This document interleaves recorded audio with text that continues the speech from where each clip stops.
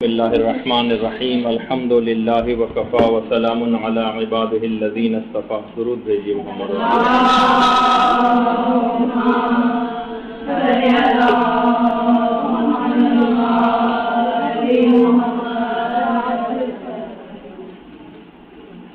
سب سے پہلے تو آپ سب طالبات کی خدمت میں ولادت باسعادت امام زمانہ علیہ الصلوۃ والسلام کی پیشگی مبارکباد.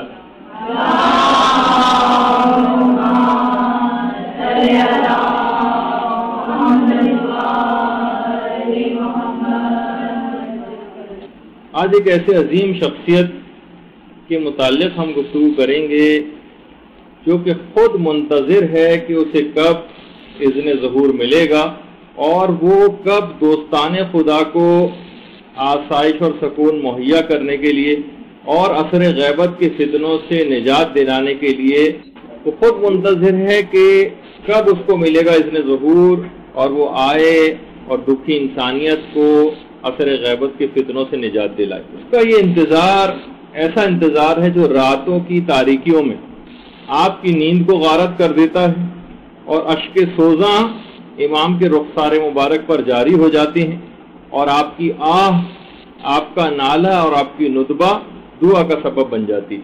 امام ہمارے لیے اتنے محزون اور مغموم ہیں. کیا ہم امام کے لیے اتنے محزون اور مغموم ہیں؟ ہمارے 8ویں امام امام علی رضا علیہ الصلوۃ والسلام فرماتے ہیں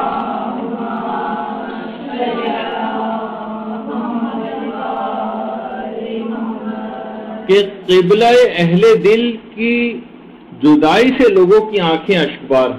کیا ہماری آنکھیں کبھی اشکبار ہوتی امام کے لیے؟ ہمارے 11ویں امام فرماتے ہیں امام زمانہ کے متعلق کہ دیندار اور مخلص لوگ آپ کے اس قدر مشتاق ہیں کہ جس طرح شام کے وقت پلٹتے ہوئے پرندے اپنے گھونسلوں کے مشتاق ہوتے ہیں. کیا ہمارے دل اس قدر مشتاق ہیں امام کے لیے؟ مرحوم آیت اللہ بہجت حاجی علی فشندی کے متعلق فرماتے تھے کہ جب امام زمانہ سے حاجی علی فشندی کی ملاقات ہوئی تو انہوں نے کہا کہ مولا لوگ آپ سے توسل کر رہے ہیں، آپ کا انتظار کر رہے ہیں اور مولا آپ ہیں کہ ظہور ہی نہیں کر رہے ہیں. آپ کے چاہنے والے آپ کا انتظار کر رہے ہیں، آپ کے چاہنے والے سخت ناراحت اور غمگین ہیں مولا. امام زمانہ علیہ السلام نے ایک جواب دیا جو کہ دل کو پھاڑ دینے والا اور فرمایا دوستان ماں ناراحت نیستن، مجھ سے محبت کرنے والے میرے لیے غمگین نہیں ہیں. یہ باقاعدہ جملہ ہے امام کا. اور امام نے باقاعدہ شکایت بھی کی کہ اگر ہم کو کوئی پکارتا بھی ہے تو فقط اپنی حاجت کے لیے. جب یہ آقا بہجت فرماتے تھے کہ عاشقان قائم آل محمد کی محبت کے دعوے دار بھی بڑے خوب ہیں. ہر ایک کے پاس اپنی حاجتوں کا ایک انبار ہے، ہر ایک کے پاس. کسی کو شادی کا مسئلہ درپیش ہے، کسی کو اولاد کا مسئلہ درپیش ہے، کسی کو نوکری درپیش ہے. امام زمانہ کو کوئی اگر پکارتا بھی ہے تو وہ کوئی کاروبار کے لیے پکارتا ہے، تو کوئی کسی کو پیسے کا کوئی مسئلہ ہے، کسی کو قرضہ اتارنا ہے، کسی کو پریشانیوں سے نجات کے سلسلے میں. کسی کو بھی حضرت حجت کی کوئی فکر نہیں. یعنی دوسرے الفاظ میں یہ کہا جائے کہ اگر ہماری ساری خواہشات پوری ہو جائیں، ساری خواہشات اگر ہماری پوری بھی ہو جائیں اور ہمیں ہر چیز دستیاب ہو جائے تو پھر اس کا مطلب ہے کہ ہمیں امام زمانہ علیہ السلام کی کوئی ضرورت ہی نہیں. ہمیں تو دنیا کی چند ضروری چیزوں کے لیے ہم پریشان ہو جاتے ہیں، ذرا سے قتل و غارت گری شروع ہو جاتی ہے، ہم امام کو پکارنے لگتے ہیں اور تاکہ یہ امن و امان کا زمانہ ذرا واپس آ جائے اور اس کے بعد پھر ہم اپنی فسق و فجور سے بھرپور زندگی ویسے ہی گزارنی شروع کرتے ہیں جیسے گزار رہے تھے اس سے پہلے. کسی کو اگر امام چاہیے بھی ہے نا تو صرف اپنی آسائش کے لیے چاہیے. ان کے لیے ایسے افراد کے لیے جن کا بھی یہ نظریہ ہے ان کے لیے امام زمانہ ایک خیالی اور افسانوی شخصیت سے زیادہ معاذ اللہ نہیں. اور ڈاکٹر ابراہیم آئیتی نے بڑی اچھی بات کہی، جس امام کا آپ لوگ انتظار کر رہے ہیں وہ کبھی نہیں آئے گا.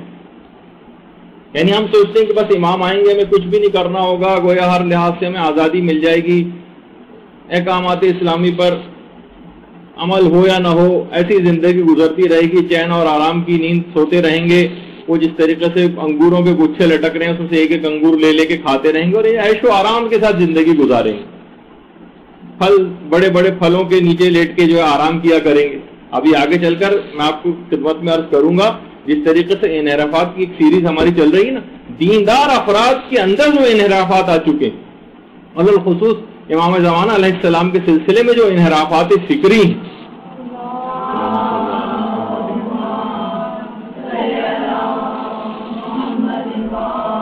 جو لوگوں نے اپنے دماغ میں تصور بنایا ہے امام زمانہ کا، امام زمانہ ہرگز بھی ویسے نہیں، جس کا انتظار اس طرح کے افراد کر رہے ہیں اس امام کو کبھی نہیں آنا، اور جس قسم کا امام آئے گا وہ آ کر بھرپور طریقے سے جب اسلامی چیزوں کا نفاذ کرے گا تو ایسے تمام افراد اس کے بعد ان کو چھوڑ کر مخالفین کے کیمپ کی طرف جائیں گے۔ تو دیکھیے امام زمانہ علیہ السلام کی ذات گرامی وہ ذات گرامی ہے کہ آپ مسلسل اپنے چاہنے والوں اور ماننے والوں کے درمیان میں رہتے ہیں۔ ایسا نہیں ہے کسی جزیرے وغیرہ میں گویا امام معاذ اللہ وہیں بس رہتے ہوں، وہیں بس زندگی گزارتے ہوں، ہمارے آپ کے درمیان، بلکہ آپ کی اپنی محفلوں اور آپ کی مجلسوں تک کے اندر شرکت کرتے ہیں۔ آیت اللہ بہجت خود فرماتے کہ بعض صاحب معرفت افراد نے خود امام زمانہ علیہ السلام کو ان مجالس توسل کے اندر حاضر ہوتے ہوئے دیکھا ہے، مجالس توسل میں، اور خاص طور پر مجالس حدیث قصہ میں۔ دیکھیے بہت اہم بات ہے، انحرافات جو آ رہے ہیں اس کے اندر ایک انحراف یہ جس پر کبھی ہماری پوری گفتگو ہوگی، ایک نشست ہوگی، انحرافات جو فکری جو دیندار طبقے کے اندر جو انحرافات آئیں اس میں پوری ایک جو انحرافات آ رہے ہیں اس پہ پوری ہماری گفتگو ہوگی کہ حدیث قصہ تک کے لیے اب اس قسم کے نعرے لگنے شروع ہو گئے کہ حدیث قصہ جو ہے وہ ان آتھینٹک ہے، اور بہت سے نام نہاد علمی حلقوں سے بعض اوقات یہ بات آ جاتی ہے جس پہ ہماری پوری انشاءاللہ کبھی گفتگو ہوگی۔ آیت اللہ بہجت فرماتے ہیں کہ صاحب معرفت افراد نے خود دیکھا ہے کہ امام زمانہ علیہ السلام مجالس توسل میں حاضر ہوتے ہیں اور مجالس حدیث قصہ میں خود آتے ہیں۔ یہ خاص طور پر ایک بات ہے، اور یہ بھی بات بہرحال کہی گئی ہے کہ نہ صرف یہ کہ خود امام زمانہ بلکہ صاحب معرفت افراد نے خود دیکھا ہے کہ پیغمبر اسلام امیر المومنین شہزادی فاطمہ الزہرا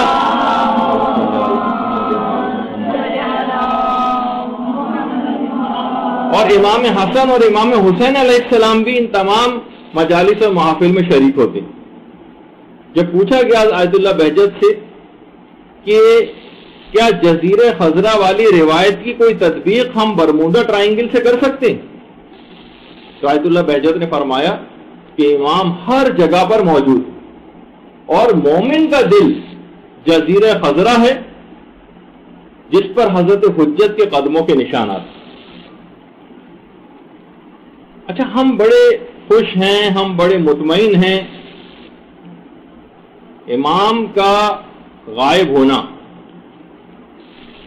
جب بھی کہا جاتا ہے کہ بہت ساری دعاؤں میں بھی ہے، اور بڑے بڑے علماء اور مراجع سے بات پوچھی گئی جو کہ دعا ہے تہذیب الاحکام کی دوسری جلد میں بھی اور بحر الانوار کی دوسری جلد میں بھی، کہ پروردگار میرے دین میں کوئی مصیبت کو قرار نہ دے۔ جب پوچھا گیا کہ دین کی مصیبت کیا ہے تو علماء اور مراجع یہی بات فرماتے ہیں کہ امام کا غائب ہونا اس سے بڑھ کر دین کی کوئی مصیبت نہیں، کہ آپ کا امام موجود ہو، آپ کا امام زندہ ہو، آپ کے درمیان زندگی بسر کرتا ہو، لیکن آپ اسے دیکھ نہ پائیں، آپ اس سے اس لحاظ سے رابطہ نہ کر پائیں۔ تو بہرحال یہ دین کی ایک بہت بڑی مصیبت ہے جس کو ہمیں محسوس کرنا چاہیے کہ ہم کتنی بڑی مصیبت میں مبتلا ہیں، اور جب انسان مصیبت میں مبتلا ہوتا ہے تو اس کو دفع کرنے کے لیے کتنے ہاتھ پاؤں مارتا ہے، کتنی دعائیں کرتا ہے۔ تو اسی لحاظ سے اس سلسلے میں دعاؤں کی بڑی اہمیت ہے۔ یہی وجہ ہے کہ دیکھیے لوگ ائمہ سے التماس دعا کے لیے آتے تھے کہ مولا آپ خدا سے یہ ہمارا کام کروا دیجئے، یعنی امام سے آ کر التماس دعا کرتے تھے۔ حضرت حجت آپ سے التماس دعا کے لیے کہتے ہیں۔ کتنی آرام سے آپ نے یہ بات سن لی کہ حضرت حجت علیہ الصلوۃ والسلام آپ سے التماس دعا کرتے ہیں کہ میرے ماننے والوں میرے ظہور کے جلدی کے لیے دعائیں کیا کرو۔ تو بہرحال بالآخر آنے والا آئے گا اور لوگوں کو آ کر مالا مال کر دے گا، معرفت کے خزانوں سے مالا مال کرے گا، دین و دنیا کی ہر چیز آپ کو عطا کرے گا، اور کیوں نہ ہو کہ وہ سخی و کریم خاندان کا خون اس کی رگوں میں دوڑ رہا۔ حال آتا کا تسلسل آخر کیسے ختم ہو سکتا ہے؟ قسیم جنت و نار کا فرزند لوگوں میں اپنی عادلانہ اور کریمانہ نعمتوں کو تقسیم کرے گا، اور یہ فاتح بدر و حنین کا فرزند جب آئے گا تو تمام دنیا کے شہروں کو فتح کر لے گا۔ لوگ اس کے پاس اس طرح سے آئیں گے جس طریقے سے شہد کی مکھیاں اپنی ملکہ اور اپنے سردار کے گرد آ کر جمع ہوتے ہیں۔ فرشتے اس وقت نازل ہو رہے ہوں گے اور حقیقتاً لوگوں کو اس وقت تنزل الملائکۃ والروح کی ظاہری تفسیر سمجھ میں آ جائے گی۔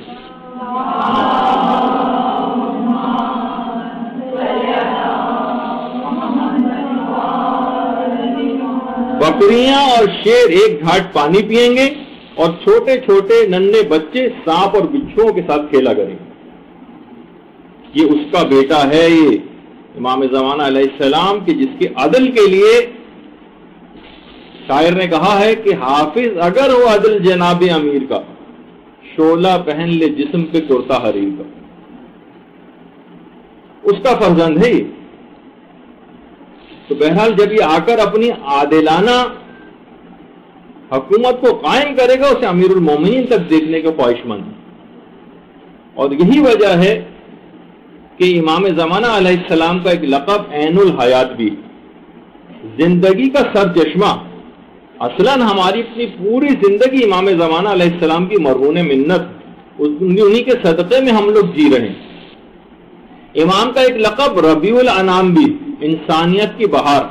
واقعتاً انسان کی تمام تر صلاحیتیں ساکت و جامد ہو کر ہونے کے بعد آپ ہی کی بدولت حیات نو پائیں گے۔ امام کا ایک لقب مطہر الارض بھی، آپ زمین کو کفر و شرک اور گناہ کی آلودگیوں سے بالکل پاک کر دیں گے۔ امام کا ایک لقب یعصوب المتقین بھی، متقین کا پیشوا۔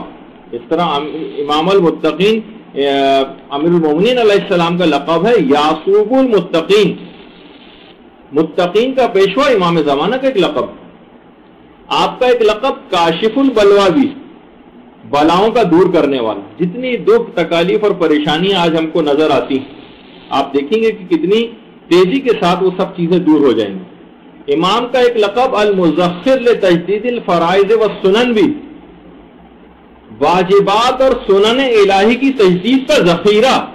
لوگ یہ سمجھتے ہیں، جیسے میں نے ابھی کہا تھا نا، کہ امام آئیں گے بس آرام ہی آرام اور سکون فوراً ہی ہو جائے گا۔ کتنی محنت کرنی پڑے گی، کتنی کوششیں کرنا پڑیں گی۔ میں روایات آپ کو آج موقع ملا تو سناؤں گا کہ ائمہ نے بیان فرمایا کہ جب آئیں گے تو ان کے ساتھ دینے والے اپنی سواریوں پر ہی اپنا خون اور پسینے کو بہائیں گے۔ مسلسل اتنا کام کرنا پڑے گا، اتنا کام کرنا پڑے گا، اور ایک ایک واجبات اور ایک ایک مستحبات پہ اتنی سختی کے ساتھ عمل درآمد ہوگا کہ باقاعدہ ایک ذخیرہ ہے ان کے پاس، المزخر لتجدید الفرائض والسنن۔ یہ آ کر چیزیں معاف نہیں ہو جائیں گی، شریعت معطل نہیں ہو جائے گی، بلکہ پوری بھرپور طریقے سے اسلامی اقدار کا نفاذ ہوگا۔ اور ہم ہیں کہ ہم سو رہے ہیں غالباً، اور فقط چند دنیاوی نعمتوں کے لیے ہم امام کو چاہتے ہیں۔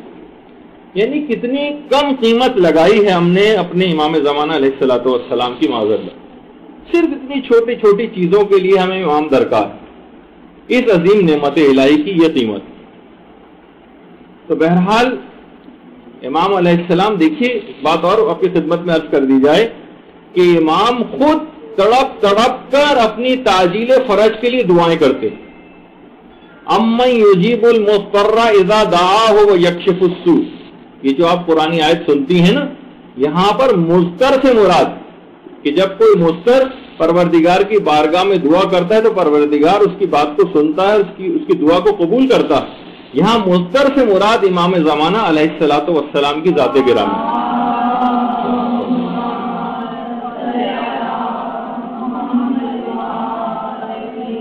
امام کے اپنے احترام میں پروردگار عالم امام کی دعاؤں کو قبول کر لیتا۔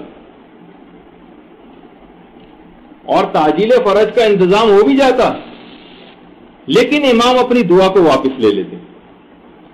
امام کی دعا قبول ہونے کے بعد امام اپنی دعا کو واپس لیتے، کہتے ہیں کہ امت تیار رہی.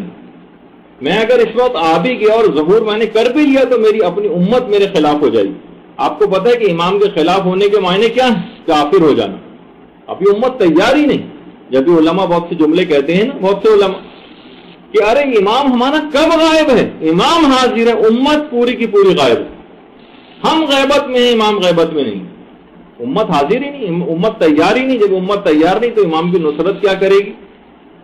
تو دیکھیے یہ ایسے افراد جو ابھی اتنے کچے دماغوں کے، جو نہ جانے کون کون سے انحرافات فکری اور ذہنی اور مذہبی اور ہر قسم کی آلودگیوں کے اندر ہیں، ابھی ان کے ذہن تیار نہیں ہوئے. امام نے اگر ظہور کر بھی لیا تو یہ امام کے خلاف ہو جائیں گے. امام اپنی دعا کو واپس لیتے. جبھی ہمارے مولانا محترم غلام علی وزیری صاحب اکثر اپنی تقریر میں مسجد میں ہی تو کہتے ہیں کہ امامت کو برداشت کرنا آسان کام نہیں. تم سے یہ 2 رکعت کا پیش امام تو برداشت ہوتا نہیں. یہ 2 مسائل تم کو بتاتے تو ماننے سے انکار کر دیتے. جب وہ آ کر پورے سنن الہی کا اور فرائض کا امپلیمنٹ کرے گا اور نفاذ کرے گا اور تمہاری ایک ایک چیز کے اوپر حکم لگائے گا تو تم اس کا جب اس وقت انکار کر دو گے. تو امام اپنی اس دعا کو واپس لیتے. پچھلی دفعہ کسی خاتون نے پچھلے لیکچر کے بعد مجھے ایک پرچہ بھی دیا جس میں ایک سوال تھا اور بڑا اچھا سوال تھا کہ بھائی جب امام زمانہ علیہ السلام غیبت میں ہیں اور خدائی امان میں ہیں تو پھر ہم دعائے سلامتی امام زمانہ کیوں پڑھتے؟ اچھا سوال ہے بھائی. وہ تو خدا کی طرف سے حفاظت میں ہیں تو آخر دعائے سلامتی امام زمانہ ہمیں پڑھنے کی تاکید کیوں؟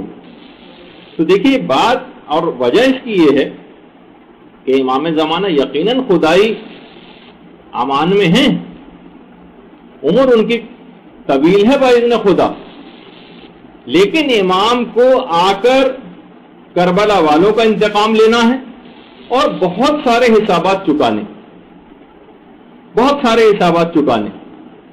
اور امام جب اپنے ماننے والوں پر مظالم بھی دیکھتے ہیں اور ہماری حالت زار بھی دیکھتے ہیں تو امام اتنے محزون اور غمگین ہوتے ہیں کہ امام اکثر بیمار پڑ جاتے ہیں، اکثر بیمار پڑتے ہیں امام. اسی وجہ سے ہم کو یہ حکم ہے کہ ہم دعائے سلامتی امام زمانہ علیہ الصلوۃ والسلام کثرت کے ساتھ پڑھیں. امام بیمار بھی پڑتے ہیں، امام غمگین بھی ہوتے ہیں، امام روتے بھی ہیں، ساری رات جاگتے بھی ہیں. کس طریقے سے اپنی امت کے لیے کارہائے امامت کو مسلسل سر انجام دے رہے ہیں.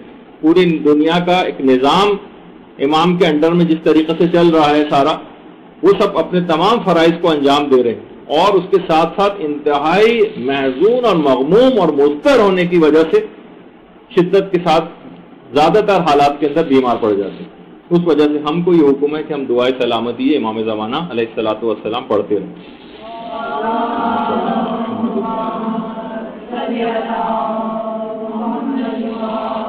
بہت سارے حسابات چکانے ہیں، بہت انتقامات لینے ہیں. اور ہمارے 5ویں امام تو یہ بات ارشاد فرماتے تھے ایک عورت کا باقاعدہ نام لے کر کہ حضرت حجت اس کو اٹھائیں گے اور اس کو تازیانہ ماریں گے، تازیانہ. اور دختر رسول فاطمہ الزہرا سلام اللہ علیہا کا انتقام لیں گے اس عورت سے. راوی نے کہا مولا تازیانہ کیوں ماریں گے؟ کہا ام ابراہیم ماریہ قبطیہ پر تہمت لگانے کی وجہ سے. راوی حیران رہ گیا، مولا اتنی زیادہ تاخیر، یعنی اس کا بدلہ لینے کے لیے؟ یعنی پیغمبر اسلام خود بدلہ لے سکتے تھے. ماریہ قبطیہ تو پیغمبر اسلام کی زوجہ تھی نا، جب ان پہ تہمت ایک عورت نے لگائی تو پیغمبر خود بدلہ لے سکتے تھے. کہا کہ نہیں، پیغمبر کو خدا نے رحمت بنا کر مخلوق پر مبعوث کیا اور حضرت قائم کو دشمنوں سے انتقام لینے کے لیے مبعوث کیا. تو ہر شخص اپنا کام یعنی کرے گا. اور یہی وجہ ہے کہ جیسے کہ آپ لوگوں کی خدمت میں پہلے بھی عرض کیا جا چکا کہ آیت اللہ زنجانی یہ فرماتے تھے کہ امام زمانہ علیہ السلام پورا واقعہ کربلا شروع سے آخر تک روزانہ 2 مرتبہ اپنی آنکھوں سے دیکھتے، روزانہ 2 مرتبہ. سوچئے کہ کوئی شخص اب تک جس نے بھی وہ عمل سیکھا ہے کہ جس سے واقعہ کربلا کو اپنی آنکھوں سے دیکھا جا سکتا، واقعہ کربلا کو اپنی آنکھوں سے دیکھا جا سکتا ہے. کوئی بھی شخص برداشت نہیں کر سکا, اور زیادہ سے زیادہ رخصتی امام حسین جب خیموں سے امام نکل رہے تھے صرف اس وقت تک دیکھ سکا, اس کے بعد برداشت نہیں کر سکا اور بے ہوش ہو گیا. تو امام پورا شروع سے آخر تک روزانہ 2 مرتبہ اس واقعے کو دیکھتے ہیں. آپ خود سوچیے کہ امام زمانہ کس قدر اذن ظہور کے لیے تڑپ تڑپ کو دعا کرتے ہوں گے کہ ان ظالموں سے آ کر انتقام لیا جائے. نہیں, سوال ابھی ذرا اپنے پاس رکھیے کیونکہ ابھی ذرا تھوڑا پوری بات مکمل ہو جائے, کیونکہ پھر ہم سوال میں چلے جائیں گے تو آج کا موضوع رہ جائے گا. انشاءاللہ آخر میں وقت ملا تو ضرور پوچھیے گا. تو اب اس کے اندر یہ مسئلہ ہے کہ ابھی ہم جو گفتگو کر رہے تھے اس میں یہ بات آئی کہ امام خود اپنی آنکھوں سے واقع کربلا کو پورا دیکھتے ہیں. شیخ حسین شمع یہ کربلا میں ایک انتہائی عابد و زاہد شخص تھے اور 100 سال پہلے تقریباً کربلا میں موجود تھے, اور اتنی عظیم شخصیت تھی شیخ حسین شمع کی کہ 50 سال تک تقرب خدا حاصل کرنے کے لیے شیخ حسین شمع جلاتے رہے حرم امام حسین علیہ الصلوۃ والسلام, اور اسی وجہ سے ان کا نام شمع پڑ گیا. 50 سال تک ایک دن کے ناغے کے بغیر شمع روشن کی ہے امام حسین کے حرم. ایک دن حرم کے جو کلید بردار جو منتظم تھا, کیئر ٹیکر, اس نے دیکھا کہ حرم امام حسین علیہ السلام یہ جو پوری زری ہے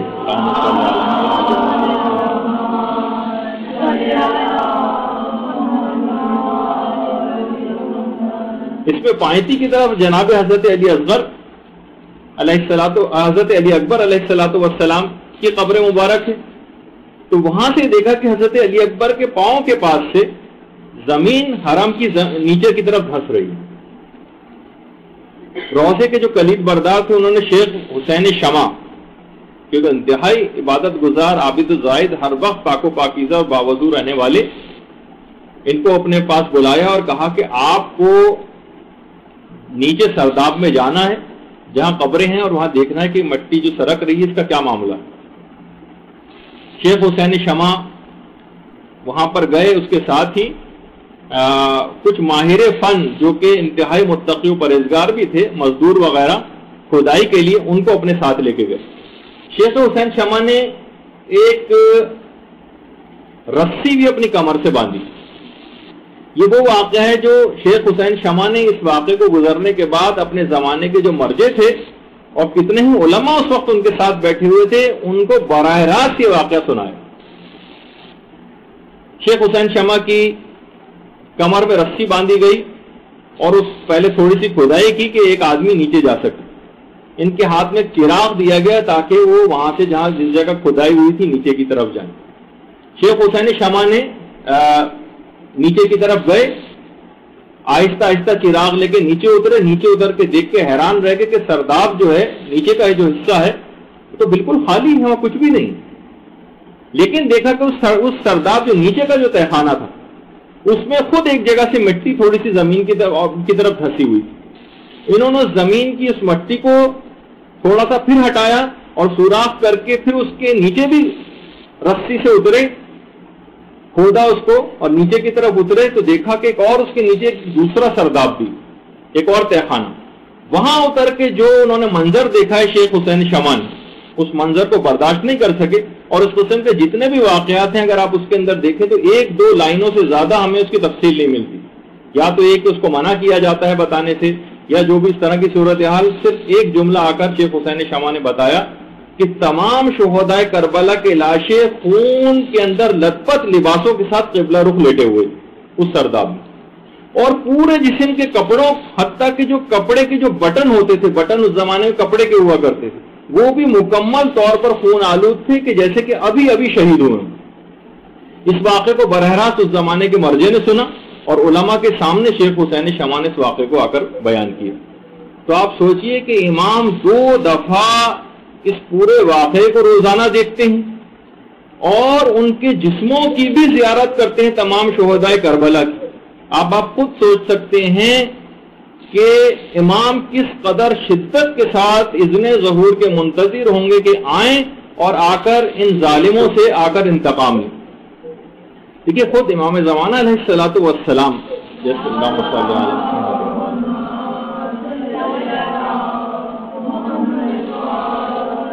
انتہائی ایکٹیولی کارہائے امامت انجام دے رہے ہیں، لوگوں سے ملاقاتیں بھی کر رہے ہیں. خود آیت اللہ بہجت سے جب یہ سوال پوچھا گیا کہ کیا آپ نے امام زمانہ علیہ السلام کی زیارت کی ہے، تو آقا بہجت نے جواب دیا کہ میں نہیں کہتا کہ مجھے امام زمانہ کی زیارت نصیب نہیں ہوئی، میں یہ نہیں کہتا. دیکھیے علماء اپنے علمی لحاظ سے چیزوں کا جواب دیتے ہیں. میں یہ نہیں کہتا کہ مجھے ان کی زیارت نصیب نہیں ہوئی. دیکھیے آیت اللہ بہجت برزخی آنکھ رکھتے تھے. ان کے شاگرد جو حجت الاسلام روحی ہیں ایران والے، ایک انڈیا والے بھی روحی ہیں، ان کی بات نہیں ہو رہی، ایران کے ایک حجت الاسلام روحی، وہ فرماتے تھے کہ آقا بہجت برزخی آنکھ رکھتے تھے اور لوگوں کے وہ جیسے کہ آپ مشہور ہے کہ چہروں کو دیکھ کے پتہ چلا لیتے تھے بہت سی چیزیں. جب بھی کبھی کسی محفل میں جانے لگتے تھے آقا بہجت تو مسلسل یا ستاروں کا ورد کرتے رہتے تھے، پروردگار لوگوں کے گناہوں سے مجھے مبتلا نہ فرمائے. اور امام زمانہ علیہ السلام کے لیے خوب شاعری بھی کی ہے، بڑے باذوق تھے، اور اپنی پوری شاعری کا 1/4 حصہ فقط امام زمانہ علیہ السلام کے لیے وقف کیا. تو بہرحال زیارت بہت سی چیزیں ایسی ہیں کہ جو لوگوں نے دیکھی ہیں، خاص طور پر جو مشتاقان زیارت ہیں، جب انہوں نے امام زمانہ کو جب کبھی دیکھا بھی، کیونکہ بہترین مقام امام کو پانے کا وہ ہے میدان عرفات. امام لازمی ہر سال حج پر ضرور موجود ہوتے ہیں، اور بہت سی علامات تو علماء فرماتے ہیں کہ ایسی ہیں کہ جن سے ان کو دیکھ کر بھی پہچانا جا سکتا ہے. ویسے تو ہمیں نہیں پتا کہ امام زمانہ کون، اور نہ ظاہر ہے کہ 100% یہ بات بتائی بھی نہیں جا سکتی، لیکن جن لوگوں نے اب تک ان کو دیکھا وہ احرام کے رنگ سے امام زمانہ کو پہچانتے ہیں. امام زمانہ علیہ السلام حج کا جو احرام پہنتے ہیں وہ مکمل سفید رنگ کا نہیں ہوتا، بلکہ ہلکے کریم کلر کا ہوتا. اس سے بھی دیکھ کر اکثر لوگوں نے ان کو پہچانا، اور جو مختلف لوگوں سے جب باتیں سامنے آتی ہیں تو علماء نے اس کا نتیجہ یہ نکالا کہ مکمل سفید لباس احرام نہیں، زیادہ تر ہلکے کریم کلر میں امام احرام کو پہنتے. آیت اللہ بہجت نے یہ بات بیان فرمائی. بس شرط یہ ہے امام زمانہ سے ملاقات کے لیے کہ انسان گناہوں اور برائیوں سے آلودہ نہ ہو، اور گناہوں سے دور رہنا ہی سب سے بڑی تیاری. آپ نے دیکھا کہ اس کلپ کے اندر بھی یہ جو آپ کو دکھایا گیا ابھی، اس میں جب امام نے کہا کہ میرا ظہور نزدیک تر ہے تو پوچھنے والے نے کہا کہ کب آپ کا ہوگا؟ کہا تم سے زیادہ بوڑھے افراد بھی میرے ظہور کو پالیں گے. اور جس نے سوال پوچھا تھا ان کی عمر اس وقت 62 سال تھی. تو ظہور انشاءاللہ بہت نزدیک تر ہے، اور ہماری دعا ہے کہ ہم اپنی آنکھوں سے ان کے وجود زیجود کو اس دنیا پہ حکومت کرتا دیکھیں.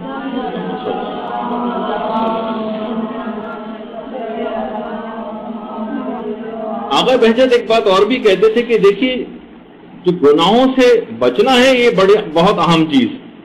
مردان خدا کبھی بھی لہو و لعب کی طرف نہیں جاتے، اور نہ ہی لہو و لعب کے اندر اتنی طاقت اور قوت ہوتی ہے کہ وہ مردان خدا کو اپنی طرف متوجہ کر سکے. جب بھی بہت سے علماء بیان فرماتے ہیں کہ مشتاقان زیارت جو ہیں ان کو ایک تو یہی تقوی الہی اختیار کرنا چاہیے، اور کثرت کے ساتھ امام کی زیارت کے لیے درود کو پڑھنا چاہیے.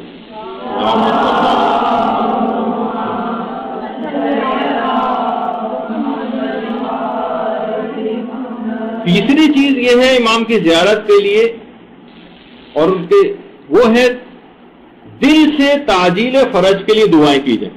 صرف یہ نہیں کہ ہمارے فلاں مسئلہ حل امام آ کے کر دیجیے، نہیں، تعجیل فرج کے لیے دل سے دعائیں. اور زیادہ تر اوقات میں مسجد جمکران میں انسان کو چاہیے کہ اپنی نمازیں پڑھے جس کو یہ سہولت حاصل ہے. اور خاص طور پر حضرت حجت دعا کرنے کی بڑی تاکید کرتے ہیں، اور دعاؤں کے حوالے سے ایک تو یہ مسجد جمکران کی بھی میں نے بات بتائی.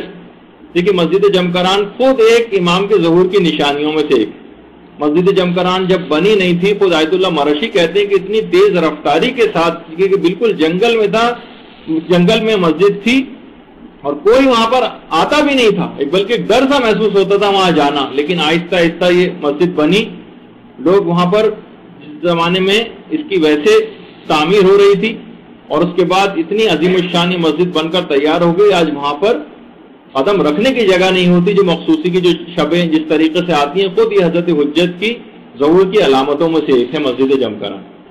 خاص طور پر امام زمانہ دعاؤں کے سلسلے میں صحیفہ کاملہ پڑھنے کی بڑی تاکید کرتے ہیں، صحیفہ کاملہ۔ اور ایک واقعہ بھی جو بہت تفصیلی واقعہ ہے، وہ پڑھنے کا تو وقت نہیں ہے، لیکن اس کا وہ میں آپ کی خدمت میں بس بیان کر دوں کہ علامہ مجلسی اول، جو خود علامہ مجلسی کے والد تھے، ان کے حوالے سے ایک واقعہ ہے جس میں امام نے بڑی سختی کے ساتھ تاکید کی تھی کہ لوگ صحیفہ کاملہ ضرور پڑھا کریں۔ اور مجلسی ثانی یعنی مجلسی دوم، یعنی جن کو علامہ مجلسی کہا جاتا ہے، وہ کہتے ہیں کہ میرے والد نے اس واقعے کے بعد صحیفہ کاملہ کے سلسلے میں اتنا کام کیا ہے کہ 40 سال تک مسلسل صحیفہ کاملہ کی تجدید اس کی ترویج کرتے رہے، یہاں تک کہ شیعوں میں سے کوئی گھر ایسا نہیں تھا کہ جہاں پر صحیفہ کاملہ نہ پہنچا دی گئی، علامہ مجلسی کے والد۔ اور ہم ذرا سا سروے کرتے ہیں، بعض اوقات تو معلوم یہ چلتا ہے کہ 10% مومنین کے گھر میں بھی صحیفہ کاملہ موجود نہیں۔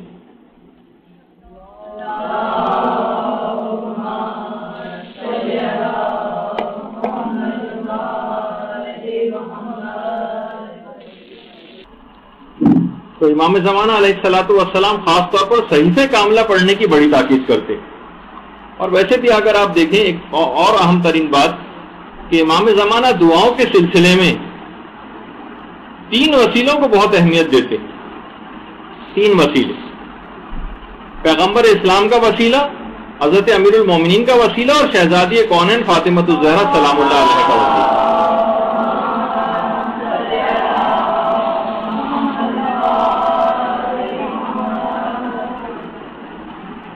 تو بہرحال ایک بات اور بھی ہے، جو علی ابن مہزیار کے واقعے میں بھی امام نے ایک پیغام دیا تھا اور کہا تھا کہ ہماری تم سے ملاقات اس وجہ سے نہیں ہوتی کہ تم اپنے بوڑھے اور کمزور لوگوں پر رحم نہیں کرتے ہو اور تم قطع رحمی سے کام لیتے ہو۔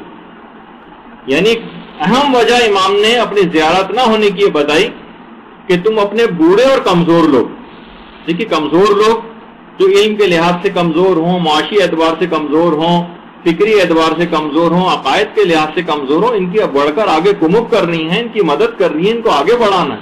بوڑھے افراد گھر میں ماں ہے، باپ ہے، ساس ہے، سسر ہے، کچھ اس طرح کے دادا دادی نانا نانی گھر میں عضو معطل بن کر پڑے رہتے ہیں، ان سے نوجوان حضرات، لڑکے اور لڑکیاں، یہ شادی شدہ حضرات باقاعدہ ان کے ساتھ مخالفت، زبان درازی اس طرح سے کرنا شروع کر دیتے ہیں۔ کمزور ہو چکے ہیں لوگ، بوڑھے ہو چکے ہیں، ان پر رحم کیجیے۔ تو امام نے فرمایا کہ تم اپنے بوڑھے اور کمزور لوگوں پر رحم نہیں کرتے ہو اور تم قطع رحمی سے کام لیتے ہو، اس وجہ سے ہماری تم سے ملاقات نہیں ہوتی۔ اور خاص طور پر جو چھٹے امام سے روایت ہے کہ ہر شب جمعہ سورہ بنی اسرائیل کی تلاوت، یہ جو بھی شخص کرے گا وہ یقیناً امام زمانہ علیہ السلام کو درک کر لے گا اور وہ ان کے مددگاروں میں شامل ہوگا۔ تو امام زمانہ پر ابھی کثرت کے ساتھ درود پڑھنے کے حوالے سے بھی بات آئی۔ چھٹے امام یہ جملہ ارشاد فرماتے ہیں کہ خدا قیامت کے دن دنوں کو ایک خاص شکل میں مبعوث کرے گا، دنوں کو جمعے کو سب سے آگے آگے رکھے گا۔ جمعہ جو ہے وہ جنت کے دروازے پر آ کر کھڑا ہو جائے گا، جو جمعے کے دن سب سے زیادہ محمد و آل محمد پہ درود پڑے گا اس کو شفاعت ملے گی۔ ابن سنان جو راوی ہے وہ کہنے لگا کہ مولا ہم کتنی دفعہ زیادہ سے زیادہ درود کتنا شمار ہوگا؟ امام نے کہا 100 مرتبہ۔ کہا مولا جمعے کے دن کون سے وقت میں ہم اس درود کو پڑھیں؟ کہا عصر کے وقت۔ مولا کیسے پڑھیں؟ تو امام نے فرمایا کہو اللہم صلی علی محمد و آل محمد وعجل فرجہم۔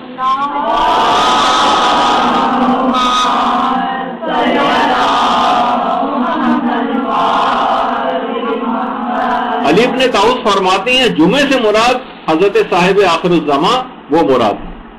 اب خود سوچئے کہ امیر المومنین کے ذرا عظمت و جلالت کا سوچئے اور وہ اتنی عظمت و جلالت رکھنے کے بعد امام زمانہ کے اس قدر مشتاق ہیں کہ خود امیر المومنین فرماتے ہیں میں ان کی حکومت کے ایام میں انہیں دیکھنے کا کس قدر مشتاق ہوں، اور مسلسل مومنین ان کے ذکر اور ان کی یاد کے ساغر پئیں گے، اور ان کی یاد کے سوا کسی کی یاد ایسی نہیں ہوگی. یہ خود امیر المومنین کا جملہ ہے. یہ وہ علی کہہ رہا ہے کہ جس کے فضائل کی کوئی حد اور انتہا نہیں. اور باقاعدہ آیت اللہ بہجت فرماتے کہ آیت اللہ مرزا حسین نوری یہ سامرہ میں تھے، ان کا ایک باقاعدہ ایک دستور تھا. دیکھیے مولا امیر المومنین کی بھی ذرا شان بیان ہو جائے کیونکہ 13 رجب ابھی گزری ہے کچھ ہی عرصے پہلے.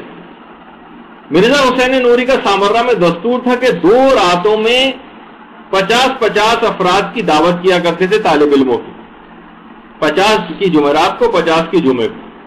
ایک دفعہ غلطی سے دعوت نامہ چلا گیا 100 افراد کو ایک ہی رات کے لیے.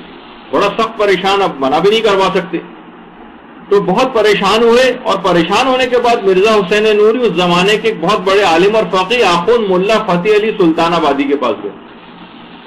آخوند ملا فتح علی سلطان آبادی ان کو سارا واقعہ سنایا کہ 50 لوگوں کا انتظام ہے، 100 لوگوں کو دعوت نامے چلے گئے.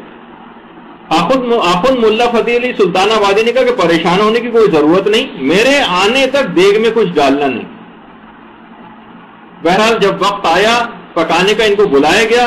فتح علی سلطان آبادی وہاں گئے، ایک کپڑا منگوا کے دیگ کے اوپر رکھا، اندر خالی دیگ میں دائیں بائیں ہاتھ چلاتے رہے، اور 3 مرتبہ ایک جملہ انہوں نے کہا علی خیر البشر ومن ابا فقط کفر.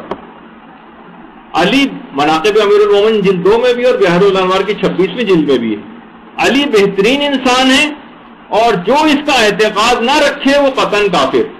اس کے بعد سامان سارا اٹھایا اور دیگ میں ڈالا، اور اس کے بعد جب کھانا پک کر تیار ہوا 100 افراد پیٹ بھر کر کھانا کھا کے گئے، تب بھی کھانے میں کوئی کمی واقع نہیں ہوئی.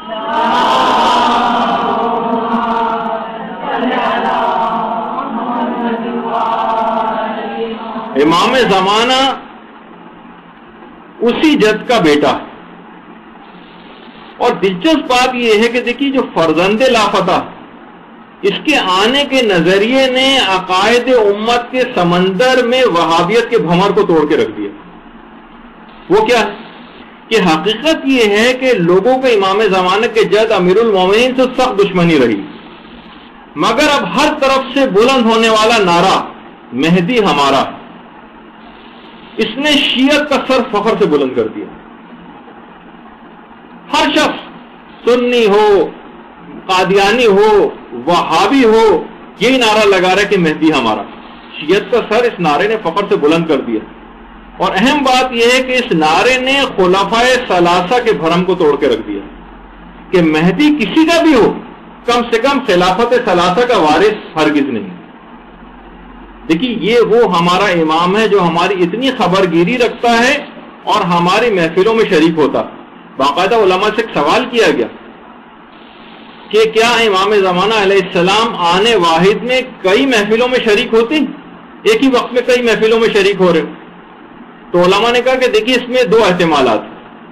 اگر امام زمانہ حاضر ہو رہے ہیں، حضور سے مراد یہ ہے کہ ان کی نظر عنایت، وہ تو ہر محفل اور مجلس پر اس قسم کی جو مجالس توسل یا مجالس فضائل جو ہوتی ہیں اس کے اوپر امام کی عنایت خاص اور رحمت خاص ہوتی ہے. تو یقیناً امام زمانہ اس لحاظ سے اگر کہا جائے کہ امام زمانہ کے حضور سے مراد ہے کہ ان کی عنایت خاص ہو تو ہر مجلس پہ ہوتی.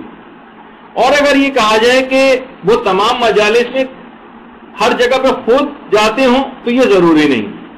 ہو سکتا ہے کسی مجلس اور محفل میں خود جاتے ہوں، کہیں ان کا کوئی وکیل جاتا ہو، کہیں ان کا کوئی نائب جاتا ہو، کہیں ان کا کسی کام پر کوئی مامور متولی جاتا ہو، اور ان کی شرکت بھی حضرت حجت کی شرکت ہی سمجھی جائے گی. جیسے صدر اور وزیر اعظم اگر کسی محفل میں نہیں جا پاتے ہیں تو اپنے کسی نمائندے کو بھیج دیتے ہیں وہاں. اور وہ جو آیت اللہ بہجت قول نقل کرتے تھے کہ امام فرماتے ہیں کہ تم اپنے آپ کو درست کر لو، میں خود تم تک پہنچ جاؤں گا، تمہیں آنے کی ضرورت نہیں ہے، میں خود تمہارے پاس چل کر آؤں گا. اور یہی وجہ ہے کہ ہر پیر و جمعرات کو امام زمانہ کے پاس جو اعمال کا رجسٹر ہے اس میں ہمارے تمام اعمال کا اندراج ہوتا، تمام اعمال کا اندراج ہوتا. تو حضرت حجت کے ظہور کی تیاریوں میں سے اہم ترین تیاری کہ یہ سب چیزیں لکھی جا رہی ہیں، گناہوں سے دوری ہے، اب بہرحال ہر فرقہ اب یہ کہنے لگا ہے کہ مہدی ہمارا. سعودی عرب میں باقاعدہ پوری کتابیں لکھی جا رہی ہیں. ریاض میں حال ہی میں کتاب چھپی ہے جس کا نام ہے المہدی. ڈاکٹر محمد اسماعیل المکرم، انہوں نے 654 صفحات پر مشتمل کتاب لکھی ہے امام مہدی پر. سعودی عرب کی جتنی کتاب جو حج اور زیارت پہ سعودی عرب جا رہے ہیں پوری مارکیٹیں بھری پڑی ہیں امام زمانہ سے متعلق. جہاں نام دیکھنے کو نہیں آتا تھا امام زمانہ کے متعلق کتابوں سے مارکیٹیں بھری ہوئی ہیں. 654 صفحات پہ مشتمل المہدی کتاب لکھی ہے اس میں، اور جس کے مقدمے کی سرخی یہی ہے کہ مہدی حقیقت ہے، خرافات نہیں. باقاعدہ اس کی ہیڈنگ یہی ہے، حقیقت ہے، خرافات نہیں. حتیٰ کہ عبدالعزیز ابن باز کے جو کہ مفتی اعظم سعودی عرب کا رہ چکا، عبدالعزیز ابن باز، جس کو ایک تو عبدالعزیز ابن باز نام کے کہیں گزرے ہیں لیکن سب کے اندر ایک ہی چیز کامن ہے کہ سارے کے سارے یہ نابینا، یہ اور آج کل یہ. عبدالعزیز ابن باز کو لسان الوہابین کہا جاتا ہے، وہابیوں کی زبان. اس نے یہاں تک کہا کہ امام مہدی کا کلیتاً جو انکار کرے، جیسے کہ بہت سے متاخرین علماء اہل سنت نے کہا ہے، ان کا یہ قول باطل. امام زمانہ ایک حقیقت ہے. آخری زمانے کی روایت میں تواتر کے ساتھ یہ بات آئی ہے. اس نے لکھا ہے اپنی کتاب میں کہ عدل و انصاف سے دنیا کو اس طرح سے بھر دیں گے کہ جس طریقے سے وہ ظلم و جور سے بھری ہوئی ہوگی. تو کتنے اب یہاں پر آپ نے پچھلی دفعہ بھی سنا کہ بہت سارے مفکرین نام نہاد جو ہیں غامدی ٹائپ کے، وہ کہتے ہیں کہ قرآن و حدیث بالکل خاموش ہے امام زمانہ سے. حالانکہ 6207 روایات صرف اور صرف امام زمانہ کے متعلق، جس میں سے 33 اصحاب رسول سے مروی ہیں، 109 علماء اہل سنت نے ان کو نقل کیا ہے، اور 32 بڑے علماء اہل سنت نے تو پوری مستقل کتابیں امام زمانہ کے موضوع پر لکھی، اور جس میں سے 51 روایتیں فقط امیر المومنین سے نقل کی. اور وہ روایات جن سے پتہ یہ چلتا ہے کہ امام زمانہ پیدا ہو چکے ہیں، جو ہم لوگوں کا نظریہ 214 احادیث اہل سنت کے اندر موجود. اور کتنے ہی بڑے بڑے علماء جس میں مسعودی شامل ہیں، اور ابن سباق مالکی ہیں، اور خطیب خوارزمی ہیں، اور فخر الدین رازی ہیں، علامہ ابن اسیر ہیں، کثرت کے ساتھ یہ سب روایتیں انہوں نے نقل کی. اور بر صغیر کے جو علماء ہیں جن بڑے مشہور، وہ کہتے ہیں کہ شیعوں کا نظریہ امام زمانہ کے متعلق بالکل صحیح. مولوی عبدالحق محدث دہلوی، حتیٰ کہ عبدالعزیز محدث دہلوی، شاہ ولی اللہ کتنا مشہور نام ہے، ملا علی متقی ہندی، انہوں نے کہا کہ یہ ان کا نظریہ شیعوں کا بالکل درست ہے کہ وہ امام حسن عسکری علیہ الصلوۃ والسلام کے بیٹے ہیں.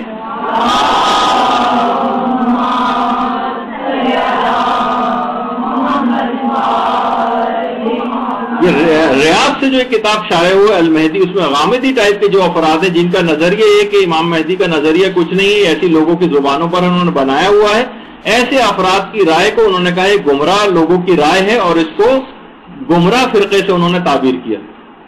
تو بہرحال یہ تمام چیزیں ایسی ہیں کہ بہت بڑے بڑے سنی علماء تک اب اس بات کے قائل ہیں کہ بہت بڑی چینج ہے. ابھی کچھ ہی عرصے پہلے ڈاکٹر اسرار احمد کا انتقال ہوا. آپ کو پتا ہے کہ ابتدائی طور پر یہ شخص کتنا زیادہ امام زمانہ کے خلاف، بعد میں جو اس نے کتابیں لکھی اس میں انتصاب امام زمانہ کے نام لکھا، بہت سے لوگوں کی رائے کس طرح سے تبدیل ہوئی. تو بہرحال ابن سیرین یا ابن سیرین سنیوں کا ایک بہت بڑا اہل سنت کا عالم گزرے. انہوں نے کہا کہ میرا تو نظر یہ ہے کہ امام مہدی علیہ السلام حضرات شیخین سے بھی افضل ہیں، حضرت ابو بکر اور عمر سے. جب ان سے کہا کہ وہ کیسے، تو انہوں نے کہا کہ میرے پاس اس کی دلیل یہ ہے کہ پیغمبر اسلام کی روایتوں میں امام زمانہ کو خلیفۃ اللہ کہا گیا ہے، جبکہ ہم حضرت ابو بکر اور عمر کو زیادہ سے زیادہ خلیفہ رسول کہہ سکتے ہیں. ان کو روایت میں خلیفۃ اللہ کہا گیا ہے. تو جو اپنے خلف سے افضل نہ ہو اس کے سلف سے افضل کیسے ہو سکتا؟ اس کے باوجود بھی یہ تمام جملے لکھنے کے بعد یہ لکھ دیا جاتا ہے، اب ظاہر ہے کہ اپنی بات بھی تو ان کو لکھنی ہے نا، کہ یہ مہدی ہمارا والا ہے، شیعوں والا نہیں، یا یہ روافظ والا نہیں. چلے بھائی ٹھیک ہے، وہ مہدی جو بھی ہے وہ آپ کو مبارک ہو، آنے دیجئے، خود پتہ چل جائے گا کہ وہ کس کا.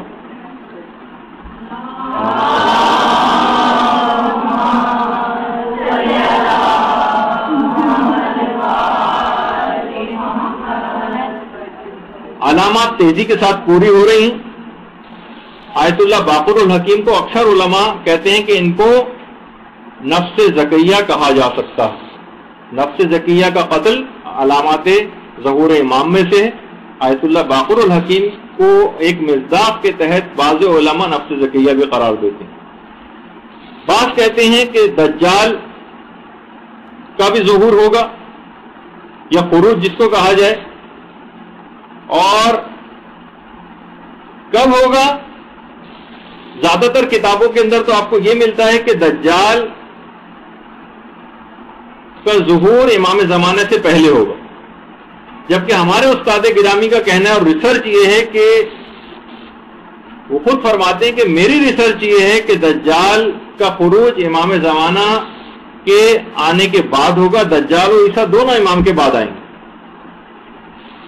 اچھا, اب ایک چیز اور, دجال ویسے تو کیا کسی ایک شخص کا نام ہے؟ جیسے کہ کہا جاتا ہے کہ جناب اس کی ایک آنکھ ہوگی اور اس کے 2 ہاتھ ہوں گے, اور ایک ہاتھ میں وہ لوگوں کے رزق کی چیزیں اپنے ہاتھ میں لے لے گا, دوسرے ہاتھ سے تیر و تلوار سے لوگوں کو قتل عام کرے گا. لیکن ہم دیکھتے ہیں کہ اس کا ایک مصداق ہمیں آج کل کے دور میں نظر آ جاتا ہے. ہو سکتا ہے کہ کوئی ایک شخصیت نہ ہو بلکہ ایک صفاتی نام ہو. جیسے کہ بعض اوقات ہمیں نظر آتا ہے کہ واقعتاً اگر غور کریں, جیسے یہ ڈالر, اس میں آپ دیکھ رہی ہیں کہ اس کے اوپر ایک آنکھ سی بنی ہوئی, ایک آنکھ سے یہ دیکھے گا, اور ڈالر ہی کے اوپر آپ دیکھیں کہ یہ امریکہ کا جھنڈا ہے. جیسے یہ 2 ہاتھ ہیں اس کے, ایک ہاتھ میں اس نے گندم وغیرہ لے کے رکھی ہوئی ہے, یعنی رزق کے لحاظ سے لوگوں کو اس نے پریشان کر رکھا ہے, دوسرے ہاتھ میں اس کے تیر و تلوار, یہ خود اس کے اوپر ہی بنا ہوا. تو بہرحال ایک لحاظ سے صفاتی طور پر بھی لگتا یہ ہے کہ کہیں یہ وہی تو نہیں, یہ دنیا کو ایک آنکھ سے دیکھے گا, یعنی سوائے ظلم اور بربریت کی آنکھ کے اس کے پاس کوئی آنکھ ہی نہیں. یہ سوائے ہر جگہ بمباری کرنے کے اور ظلم و ستم کرنے کے کا جو بازار اس نے پوری دنیا میں گرم کر رکھا ہے. تو ایک اچھا اس لحاظ سے, اور دوسرے ہاتھ میں اس نے یہ جو سینکشنز ابھی دیکھا ہے, ایران پہ سینکشنز لگاتے ہیں, اس طرح سے کرتے ہیں کتنی چیزوں کے اوپر, یعنی اب لوگوں کو بھوکا مارنے والی جو ان کی پالیسیاں شروع ہو گئی. اسی طریقے سے دوسرے ہاتھ میں کیا ہے کہ تیر و تلوار, یعنی بمباری کرتے پھرتے ہیں. اب بہرحال یہ بھی کہا گیا جیسے کہ یہ چیزیں اخبارات میں آتی ہیں, لیکن یہ اتنی اوتھینٹک چیزیں نہیں ہوتی کہ اسرائیل میں حال ہی میں ایک بچہ پیدا ہوا ہے جو ایک آنکھ کا ہے. تو ہو سکتا ہے بہت سے افراد نے اس کو بہت مشہور کرنا شروع کر دیا کہ یہ ہو سکتا ہے کہ دجال ہی ہو, اور اللہ عالم ہوگا یا نہیں ہوگا, لیکن بہرحال یہ ایک صفاتی نام ہے. اچھا, اب اس میں ایک بات آپ کی خدمت میں عرض کر دی جائے کہ اس کا جو طریقہ واردات ہے, طریقہ واردات وہ کیا ہے؟ دجال کا ایک طریقہ واردات وہ ہے جو کہ ہمارے استاد محترم نے اس سلسلے میں بڑی اچھی چیز بتائی ہے, وہ ذرا آپ سنیے.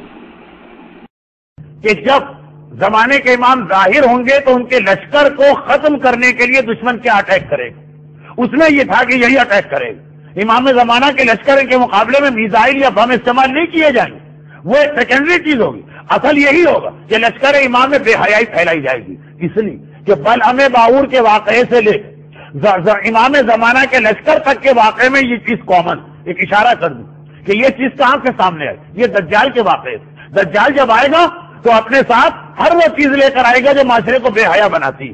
3 چیزیں معاشرے کو بے حیا بناتی. نمبر 1 عورتوں کی بے حجابی, نمبر 2 گانے بجانے کا حد سے زیادہ استعمال, اور نمبر 3 رزق حرام. یہ 3 چیزیں وہ ہیں جو مل کے معاشرے کو بے حیا بناتی.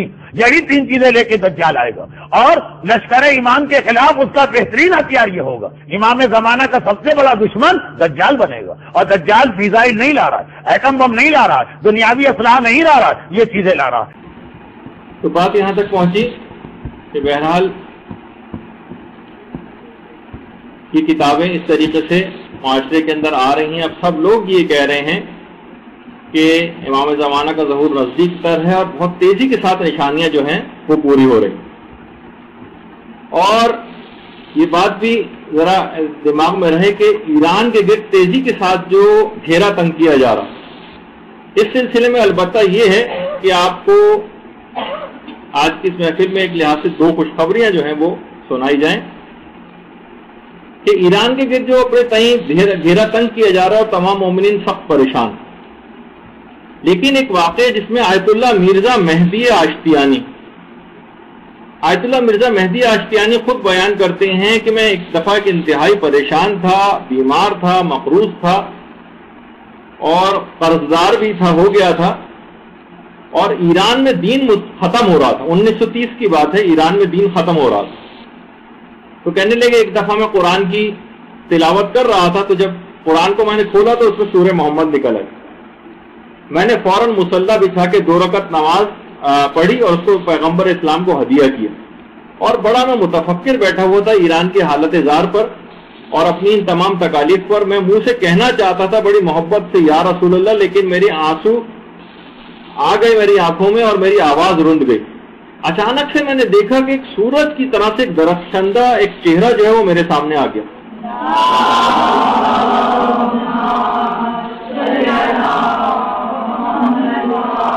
ان کے بدن سے زبردست قسم کی خوشبو اٹھ رہی تھی اور پوری فضا اس سے معطر ہو گئی. بے ساختہ میرے منہ سے نکلا السلام علیکم یا رسول اللہ. پیغمبر اسلام خود تشریف لے آئے، مرزا مہدی آشتیانی کہتے. پیغمبر نے بہت محبت بھرے لہجے میں مجھے جواب دیا، میرے سلام کو کہا مرزا مہدی کیا ہوا؟ میرزا مہدی، یہ نہیں ہے مرزا نہیں ہے، میرزا مہدی کیا ہوا؟ میں نے اپنا تمام دکھ پیغمبر اسلام کے سامنے بیان کیا، اپنی بیماری، اپنا قرضہ، اور کہا کہ یا رسول اللہ میں اپنی بیماری اور قرضے اور پریشانیوں پہ تو صبر کر سکتا ہوں، لیکن میں ایران کی بے دینی پہ صبر نہیں کر سکتا. یہاں دین رخصت ہو رہا ہے، نوجوان کمیونسٹ ہو رہے ہیں، اور یہاں جو تقیہ ارانی ہے ایک جو کمیونسٹ تھا اس پر شیطان مسلط ہے، وہ یہاں کے نوجوانوں کو بالکل گمراہ کر رہا ہے اور کمیونسٹ بنا رہا ہے. مجھے ڈر ہے کہ ایران روس کی طرح سے ملحد اور بے دین نہ ہو جائے. تقیہ ارانی وہ شخص تھا جس نے اس زمانے میں تودے پارٹی سب سے پہلی کمیونسٹ پارٹی ایران کے اندر بنائی تھی. تو بہرحال اس کے بعد 1940 کا زمانے میں یہ تقی ایرانی قتل ہو گیا. پیغمبر اسلام نے میرے جملے سنے، اس کے بعد مسکرائے، اور مسکرانے کے بعد ایک جملہ کہا جو آپ سب لوگوں کی تقویت کے لیے. پیغمبر نے فرمایا تم بے فکر رہو، میں نے ایران کو اپنے فرزند علی رضا کے سپرد کر رکھا.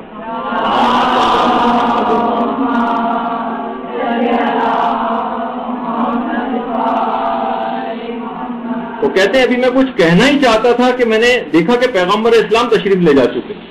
وہ خوشبو کئی دنوں تک اس سے میرا گھر بالکل معطر رہا. بالآخر مجھ سے برداشت نہیں ہوا.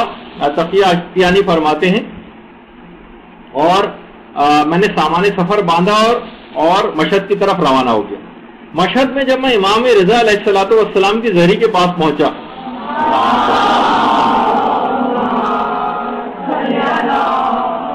اور میں نے زیارت پڑھنا شروع کی زہری کے بالکل سامنے کھڑے ہو کر، تو اچانک میں نے دیکھا کہ ایک نورانی شخصیت ایک نورانی تخت کے اوپر زہری کے اوپر جلوہ فروز ہے. یہاں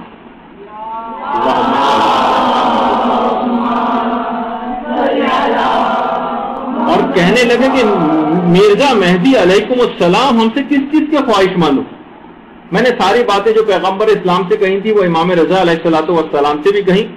تو امام نے فرمایا کہ دیکھو جہاں تک قرضے کی بات ہے وہ ادا ہو جائے گا. بیماری قضاء و قدر، بیماری جو ہے بیماری خدا کے قضاء و قدر میں سے ایک ہے.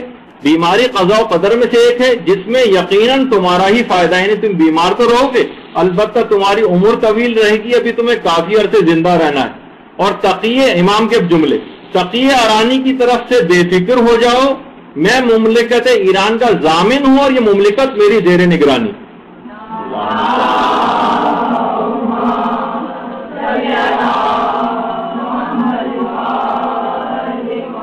دیکھیے بہرحال قابل تعریف لوگوں کی تعریف نہ کرنا یہ خود ایک بہت بڑا ظلم. انہوں نے جس اعتبار سے اس قوم نے 10 سال تک جنگ لڑی ہے اور اس کی حقانیت کے کتنے مظاہر سامنے آئے. آپ کو چند ایک چیزیں بھی ایک اور بھی دکھاؤں آپ کو کہ ایران عراق جنگ کے ایک شہید جو کہ جن کی جب قبر کھودی گئی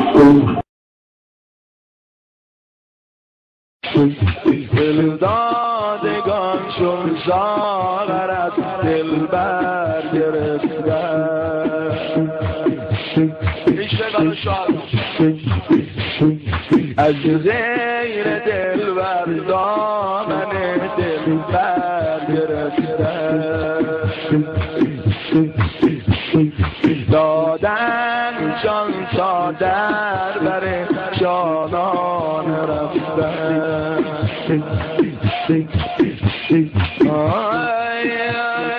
دادن دل جا در بر دلبر گرفته رفتن یاران شاباش. 30 سال کے بعد جب ان کا جنازہ کھولا گیا تو وہ بالکل ایز اٹ از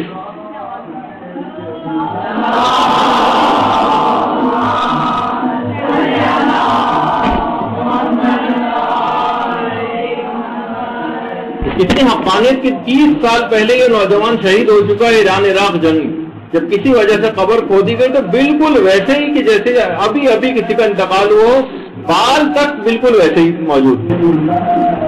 اس قوم نے بڑی قربانیاں دی ہیں بہرحال، اور یقیناً جب بھی پیغمبر اسلام نے کہا کہ میں ان کی یہ میری ضمانت میں، تو اس لحاظ سے مرزا مہدی آشتیانی کے اس واقعے کے اندر بھی یہ بات پتہ چلی کہ بہرحال یہ مکمل امام کی زیر نگرانی حکومت چل رہی ہے، دشمن کتنا بھی کچھ کر لیں انشاءاللہ کبھی یہ نقصان نہیں پہنچا سکے۔ اور صرف ایرانی کی بات نہیں، اور چیزوں کی بھی امام رضا نے اور امام زمانہ نے ضمانت لی ہوئی۔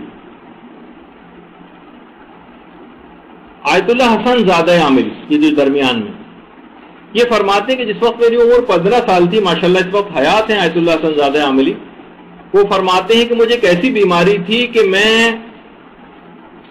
میری آنکھیں بے انتہا خراب ہو گئی اور میں تیمم کر کے نمازیں پڑھتا تھا، کیونکہ پانی اتنا نقصان دہ تھا کہ ڈاکٹروں نے کہا تھا اگر ایک بوند پانی بھی آنکھوں میں گیا تو تمہاری خیر نہیں۔ اتنی آنکھیں کمزور کہ نہ میں مطالعہ کر پاتا تھا، نہ مجھ کو صحیح نظر آتا تھا، نہ میں راستہ چل سکتا تھا۔ تو ایک دفعہ میں نماز کے بعد لیٹا ہوا تھا، نماز پڑھ کے لیٹا تو دیکھا کہ خواب میں امام رضا علیہ الصلوۃ والسلام تشریف لائے۔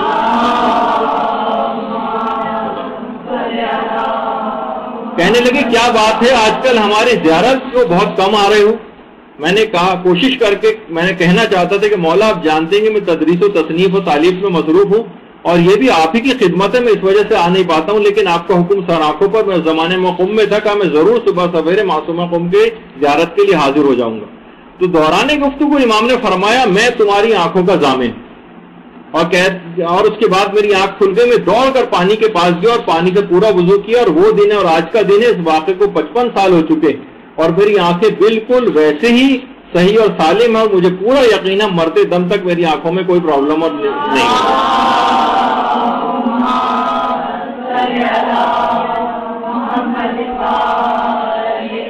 تو وہی امام رضا، وہی امام زمانہ، سارے ائمہ، آپ کو سوچی سچے دل سے اپنے زمانے کے امام کو پکار کے تو دیکھیں۔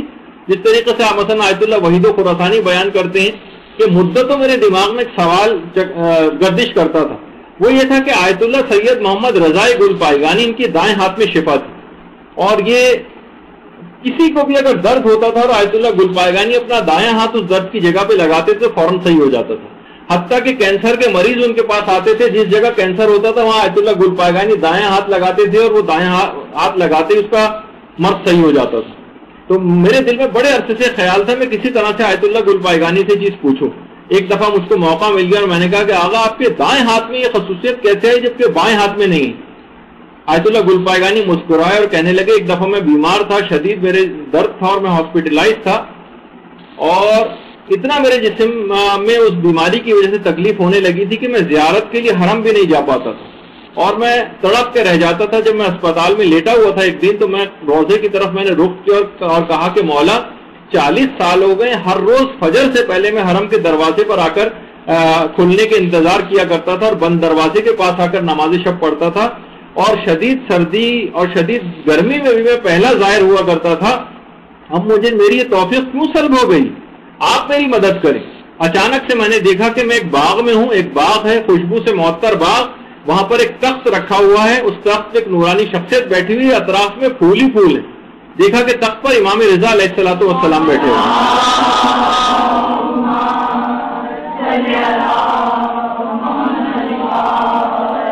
امام نے اپنا ہاتھ بڑھایا اور ہاتھوں سے خود ایک پھولوں کا گلدستہ بنایا اور میرے دائیں ہاتھ میں دیا۔ میں نے اپنے دائیں ہاتھ میں اس امام کے دستے مبارک سے گلدستہ پکڑا، اچانک سے میری آنکھ کھل گئی۔ دیکھا کہ اسپتال میں ہوں، جسم شدت کے ساتھ درد کر رہا ہے، بے اختیار اپنا دائیں ہاتھ میں نے درد کی جگہ پہ رکھا، اچانک سے درد غائب ہو گیا۔ جہاں جہاں اپنے جسم پہ ہاتھ رکھتا گیا وہاں سے درد غائب ہوتا چلا گیا۔ مجھے اسپتال میں ایک مریض کے درد سے کرراہنے کی آواز آئی، میں اپنے بستر سے اٹھا، اس کے درد کی جگہ پہ ہاتھ رکھا، مریض کا درد بھی غائب ہو گیا۔ انہوں نے کہا وہ دن ہے اور آج کا دن جس بیمار پر بھی میں ہاتھ پھیرتا ہوں اس کا وہاں سے وہ درد اور وہ بیماری اور تکلیف غائب ہو جاتی۔ اصل بات یہ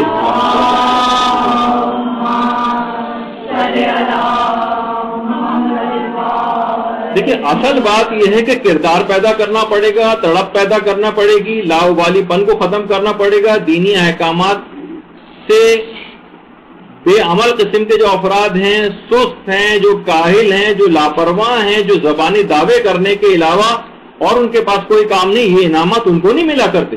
ہم نے کہا کہ ہم بھی کریں گے اور اس طرح سے ہو جائے گا، نہیں، اس کے لیے کچھ خصوصیات حاصل کرنا پڑتی ہیں۔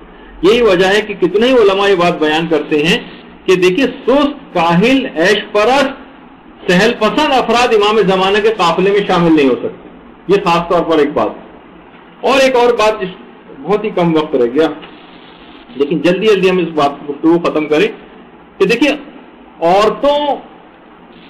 عورتیں بہت سی کہتی ہیں کہ بھائی ہم جو ہیں وہ امام زمانے کے لیے ظہور میں اٹھائے جانے کی دعا کیوں کریں؟ تو زیادہ تر ملتا ہے کہ مرد حضرات ہی یہ دعائیں کرتے ہیں، عورتیں اپنے اٹھائے جانے کے لیے دعا نہیں کرتی۔ دیکھیے بہار الانوار کی 52ویں جلد میں علامہ مجلسی نے لکھا ہے کہ 300 افراد جب مکے میں موجود ہوں گے امام زمانہ کی مدد کے لیے، ان میں 50 عورتیں بھی ہوں گی، لہذا عورتوں کو بھی ویسے ہی دعا کرنی چاہیے جیسے مردوں کو۔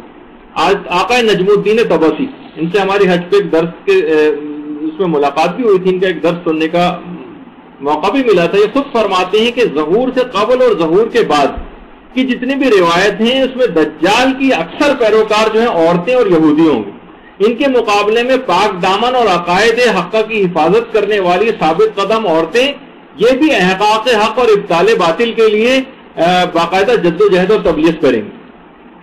دیکھیے یہ بڑی اہم بات ہے، یہ ایسا نہیں کہ آپ کو ایسی تربیت کرنی ہے کہ امام زمانہ کے سپاہی آپ مہیا کر سکیں۔ یہ جو خاتون آپ کے سامنے ہیں یہ آقا حسن نصر اللہ کی والدہ گرامی، کیسی تربیت کی کہ اتنا بڑا مجاہد انہوں نے جو ہے وہ پیدا کیا۔ اچھا، بعض ناصران خواتین کی جو تعداد ہے وہ تقریباً 7700 یا ایک روایت میں 7800 بھی بیان ہوئی، جو حضرت حجت کی مختلف کاموں میں مدد کریں۔ اور ابن حماد نے جو روایت نقل کی ہیں اس میں تقریباً 1000 مومن مردوں کا ذکر ہے اور اسی طریقے سے عورتوں کا بھی ذکر ہے، اور پیغمبر اسلام کی ایک روایت میں 800 مردوں کا ذکر آیا ہے اور 400 عورتوں کا ذکر آیا ہے، اور شرط اس میں یہ بیان کی گئی کہ یہ افراد جو اٹھائے جائیں گے یہ اس وقت یہ سب سے زیادہ بہتر ہوں گے، گزشتہ لوگوں سے زیادہ صالح تر ہوں گے، یعنی اچھا ہونا، صالح ہونا یہ ایک شرط ہے ظہور امام کے سلسلے۔ اور چھٹے امام نے جو مفضل ابن عمر سے جو روایت بیان کی اس میں 13 عورتوں کا خصوصیت کے ساتھ ذکر کیا، 13 عورتوں کا، 9 عورتوں کے امام نے نام بھی بتائے، 9 عورتوں کے وہ نام میں ابھی تیزی سے گزر رہا ہوں، اس کے بعد ایک ایک نام پہ رک کے تھوڑی سی تفصیل بیان کروں گا، لیکن آج وقت بہت ہی کم رہ گیا۔ اس میں ایک ہے سیانہ معاشطہ، دوسری ہے حبابہ والبیہ، ابھی دوبارہ یہ نام آئیں گے تو اس وقت لکھ لیجیے گا، اس وقت جب میں ڈسکرپشن بیان کروں گا۔ ایک ہے ام خالد جہانیہ، سمیہ، ام ایمن، یہ اٹھائی جائیں گے سب ظہور امام کے وقت، پھر میں ان کی خصوصیات بتاؤں گا، یہ خصوصیات انشاءاللہ آپ پیدا کریں گی تو آپ بھی اٹھائی جائیں گے۔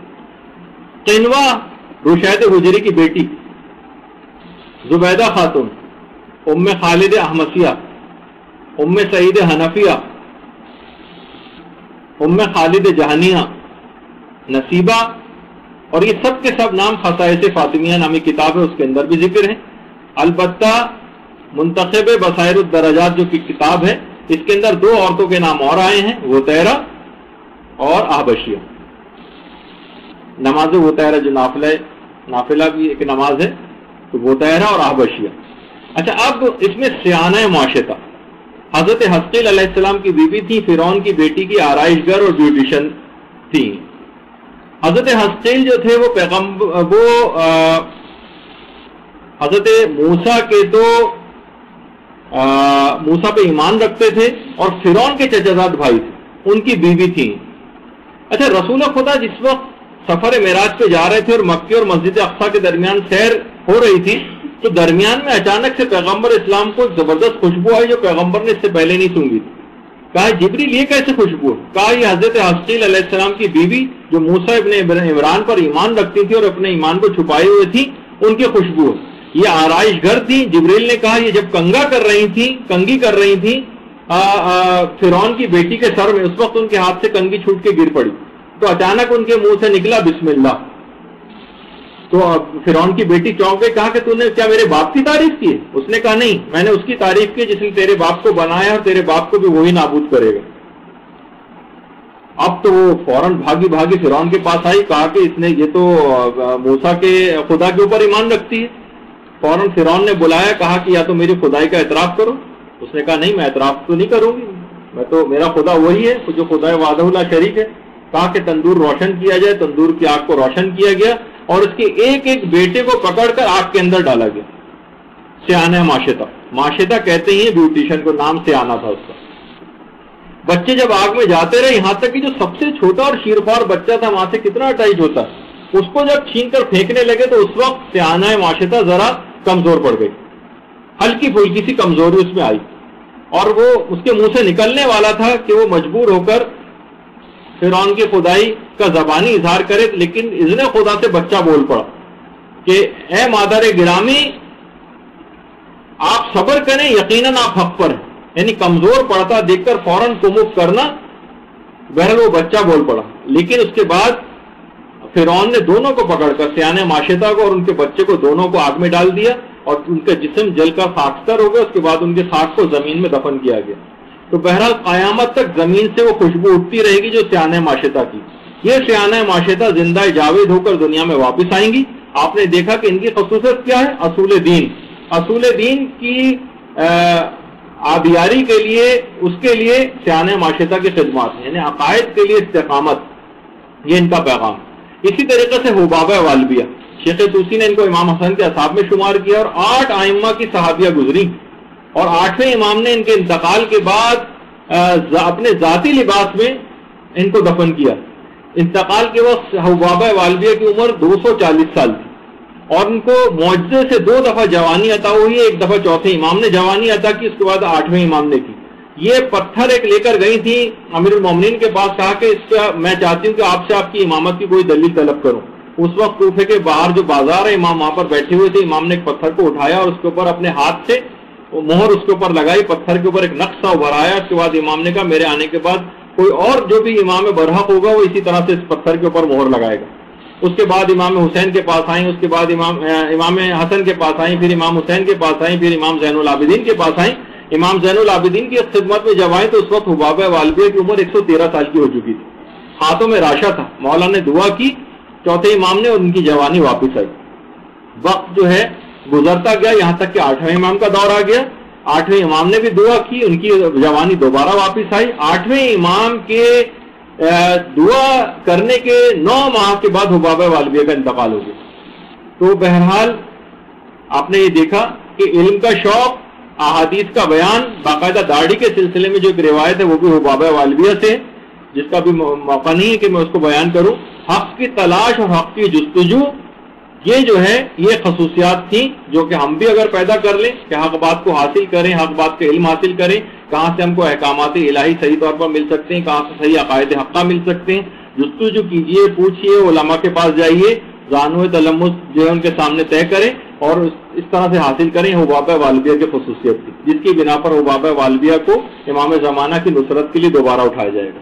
اس کے بعد ام خالد جہانیہ, جب عراق کا حاکم یوسف ابن عمر آیا تھا تو اس نے حضرت زید ابن علی کو کوفے سے بلا کر, آپ کو پتہ ہے کہ شہید کیا تھا, تو ام خالد کے ہاتھوں کو شیعہ ہونے اور حضرت زید کے قیام کی طرف مائل ہونے کے جرم میں ام خالد جہانیہ کے ہاتھ کاٹ دیے گئے تھے. ابو بصیر کہتے ہیں میں چھٹے امام کی خدمت میں حاضر تھا کہ ام خالد اپنے کٹے ہوئے ہاتھوں کو لے کر وہاں پر آ گئی. معمولی بات, اتنی فصیح و بلیغ اور عالمہ خاتون تھی اور جو ان کے مناظر اور اثبات امامت کے ایسے دلائل رکھتی تھی کہ امام صادق نے ابو بصیر سے کہا کہ اے ابو بصیر, ام خالد کی باتیں سننے کے تم خواہش مند ہو؟ انہوں نے کہا جی ہاں مولا, میں بہت خوش ہوں گا. ام خالد امام کے قریب گئی, امام کے پاس آ کر باتیں کی. ابو بصیر کہتے ہیں میں ان کی فصاحت و بلاغت اور علم کو دیکھ کر حیران رہ گیا. یعنی ام خالد جہانیہ علم کے حوالے سے, یعنی خواتین کو بھی پیغام ہے کہ امام زمانہ کی نصرت کرنے والی خواتین جو اٹھائی جائیں گی, اس میں تیسری خصوصیت جن خاتون کی وہ ام خالد کی, وہ علم حاصل کر کے, ایسے میں ان کے علم کو دیکھ کر حیران رہ گیا. اس کے بعد ام خالد نے نہایت فصاحت و بلاغت کے ساتھ امام سے ولایت کے مسئلے پہ بات کی, دشمنوں سے برات کے موضوع پر بات کی, نہایت فصیح و بلیغ گفتگو فرمائی. معجم الرجال الحدیث میں آیت اللہ خوئی نے ام خالد جہنی کا واقعہ بھی نقل کیا 14ویں جلد میں. تو یہاں علم کو حاصل کر رہا جرت مندی اور ثابت قدمی اور علم خاص طور پر یہ خصوصیات شمار ہوں. اسی طریقے سے سمیہ جو عمار یاسر کی والدہ تھی، یاسر جو رسول کے صحابی تھے ان کی بیوی تھی، اعلان بعثت کے بعد 7ویں وہ خاتون ہے کہ جنہوں نے اسلام جو ہے قبول کیا، اور بدترین شکنجے کے اندر سمیہ کو جو ہے رکھا جاتا تھا. اور مقبرۃ الشبیکہ جو بالکل یہاں پر خانہ کعبہ ہے اور اس کے سامنے جو قبرستان ہے، اس میں ہمارے یاسر کی جو والدہ حضرت سمیہ کی قبر ہے یہاں پر. تو پورے خاندان کو شکنجے میں کسا جاتا تھا. پیغمبر جب یہاں سے گزرتے تو فرماتے تھے اے خاندان یاسر صبر کر لو، جان لو کہ جنت جو ہے وہ تمہاری منزل.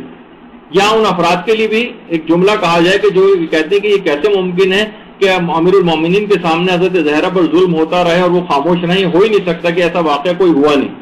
تو یہ بات اس سے یاد رکھ لیجیے کہ پیغمبر اسلام کے سامنے پورے خاندان کو شکنجہ دیا جاتا تھا. پیغمبر سامنے سے گزر جاتے تھے یہ جملہ کہہ کر خاندان یاسر صبر کرو کہ جو جنت جو ہے وہ تمہاری. تو اس کے بعد ابو جہل نے خونی نیزے کے ذریعے جسم کے نچلے حصے پر پوری قوت کے ساتھ مارا تھا، اور اس کے بعد پھر سمیہ جو ہے وہ شہید ہو گئی. تو آپ نے دیکھا کہ یہ پہلی شہیدہ خاتون ہے اسلام کی جو اصول دین اور اپنے عقائد کی آبیاری کے سلسلے میں جنہوں نے جان دی. اسی طریقے سے اس کے بعد ام ایمن ہے جن کا نام برکہ تھا. یہ بھی امام زمانہ کے ظہور کے بعد ان کی مدد کے لیے اٹھائی جائیں گے. پیغمبر اسلام کی کنیز جو اپنے والد سے میراث میں رسول خدا کو ملی تھی. رسول خدا اور پورے خاندان اہل بیت کی نہایت خدمت گزار اور ان کا ایسا کہنا ماننے والی کہ پیغمبر اسلام ام ایمن کو ماں کہہ کر پکارتے تھے اور کہتے تھے یہ میرے باقی اہل بیت میں سے. اور انہوں نے ایسی تربیت اپنے بیٹے کی تھی جو ان کے بیٹے کا نام ایمن تھا کہ جو کہ مجاہد بھی تھا اور جنگ حنین میں شہید ہوا. تو ایک پیغام یہ بھی بنا کہ بہترین تربیت کر کے ایسے افراد کو مہیا کرنا یہ ام ایمن کی شخصیت کے خاص پہلو کہ اپنی اطاعت سے آپ نے پورے خاندان اہل بیت کو خوش کیا. اس کے بعد اپنے بیٹے ایمن کی ایسی تربیت کی کہ جس نے اسلام کے لیے اپنی جان دی. تو ایسی تربیت آپ بھی اپنی اولادوں کی، گھر والوں کی، خاندان والوں کی کر کے آپ بھی اس مقام کو حاصل کر سکتی ہیں. جی اچھا، اسی طریقے سے اب بہت ساری چیزیں اس کے اندر اور بھی ہیں لیکن اتنا وقت نہیں ہے. اور اس کے علاوہ یہ کہ بہت سارے علماء ابھی اور بھی آپ کی خدمت میں آئیں گے، اگرچہ بات مکمل نہیں ہو سکی ہے. لیکن بہرحال اس کے بعد رشید حجری کی بیٹی قنوہ کہ باقاعدہ رشید حجری کے ہاتھ پاؤں قطع کر دیے گئے تھے اور اپنے باپ کو خود اٹھا کر لے کے گئی. اور اس کے بعد جب انہوں نے فضائل امیر المومنین بیان کرنے شروع کیے تو قنوہ کہتی ہیں کہ اس کے بعد ابن زیاد کے لوگ آئے، انہوں نے میرے باپ کی زبان بھی کاٹ دی. تو آپ خود سوچئے کہ اتنے مظالم کو برداشت انہوں نے کیا اور اتنی جامع مرضی کے ساتھ یہ سارے جو ہے وہ مقابلے کیے. اور اسی طریقے سے زبیدہ خاتون یہ ہارون رشید کی بیوی تھی، لیکن آپ دیکھیں کہ جب محبان اہل بیت میں سے تھی، ہارون جب اس عقیدے سے آگاہ ہوا کہ یہ شیعان علی میں سے ہیں تو اس نے قسم کھائی تھی کہ میں زبیدہ کو جو طلاق دے دوں گا. لیکن اپنے اخلاقیات اور چیریٹی اور صدقات اور اخلاق حسانہ سے ایسی متصف تھی اور اسی میں معروف تھی کہ جس وقت مکے میں ایک پانی مشق کی قیمت جو ہے وہ 1 دینار سونے کی ہوا کرتی تھی اور حاجیوں کے لیے جو ہے پانی کا شدید مسئلہ تھا، تو اہل مکہ کو سیراب کیا تھا اور پہاڑوں اور دروں کو کھود کے 10 میل دور سے حرم میں نہر نکال کے لے کر آئی. 100 کنیزیں ایسی زبیدہ خاتون کے پاس تھیں جو کہ ساری کی ساری حافظہ قرآن تھیں، اور ہر ایک کا وظیفہ یہ تھا کہ ایک جز قرآن کو اس طرح سے پڑھیں کہ اطراف کے گھروں میں تمام رہائشی مکانات تک اس قرآن کی تلاوت کی آواز جائے. ان کی خصوصیت کیا تھی؟ یعنی ظالم بادشاہ کی بیوی تھی لیکن دنیاوی چکا چوند اور زرق برق لباسوں اور زیورات سے متاثر نہیں ہوئی، بلکہ ان دنیاوی نعمتوں کو اسلام کی راہ میں خرچ کیا اس لحاظ. اچھا، اسی طریقے سے جو ان کی کاخ میں ان کی قبر بھی ہے زبیدہ خاتون کی. اس کے بعد ام خالد احمسیہ یہ بھی امام کی نصرت کے لیے اٹھائی جائیں گی جس طرح سے زبیدہ خاتون کہ باقاعدہ ایسی بیمار تھی کہ طبیبوں نے شراب کے علاوہ کوئی حل نہیں بتایا تھا. امام کے پاس آئی تھی اور کہا کہ مولا آپ اجازت دیں تو میں شراب پیوں گی ورنہ نہیں. امام نے جب منع کر دیا تو اپنی تندرستی کی نعمت کو مسائل فقہ اور مسائل شریعہ معلوم کر کے اور اس پر سختی کے ساتھ عمل میں جان دے دی، لیکن شراب کو پیا نہیں. اتنا بڑا مقام حاصل کیا. آپ نے دیکھا کہ ابھی تک عقائد کی آبیاری کے حوالے سے اور زبیدہ خاتون نے جو اخلاقیات کے حوالے سے اور ام خالد احمسیہ نے مسائل فقہ پر اور اسلامی احکامات پہ عمل کے حوالے سے اپنی جان دی ہے. اور یہ اگر ہم بھی اپنی زندگیوں میں اس چیز کو راسخ کریں، ان کی خصوصیات جو آئی ہیں جن کی بنا پر یہ اٹھائے جائیں گے اپنے اندر بھی اگر ہم پیدا کر لیں تو انشاءاللہ آپ دیکھیں گے کہ ہم اور آپ خود بھی جب سختی کے ساتھ ان پر عمل درآمد ہوں گے تو امام زمانہ کی ناصرین کے لیے ان خصوصیات کی بنا پر اٹھائے جانے کے اہل ثابت ہوں گے۔ اور اسی طریقے سے بہت ساری خواتین اور ہیں، لیکن ان کا اس وقت میں تذکرہ اب اس وقت فی الحال نہیں کر سکتا، گفتگو بس ایک لحاظ سے یہاں پر روکتے ہیں۔ تو یہی ہے، آپ کو بہت اچھا ایک موقع اس سلسلے میں ملے گا، چند خصوصیات خواتین کی اور باقی تھیں لیکن لب و لباب ان کا بھی یہی ہے۔ تو علوم کے لحاظ سے آپ یہ دیکھ لیں کہ سب سے اہم ترین چیز یہ کہ آپ کو علم حاصل کرنا ہے۔ خود امام زمانہ علیہ السلام کی جو والدہ گرامی تھی حضرت نرجس خاتون، روم کی شہزادی تھی،